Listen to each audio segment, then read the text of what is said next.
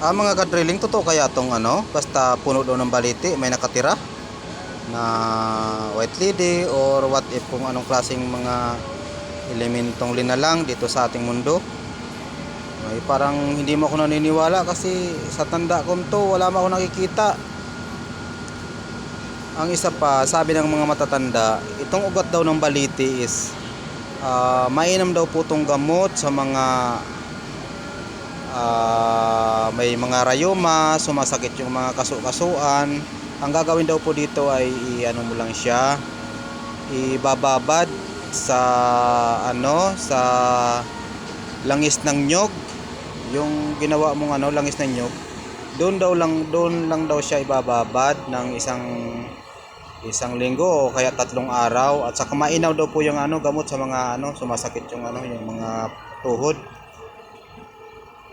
Yan po.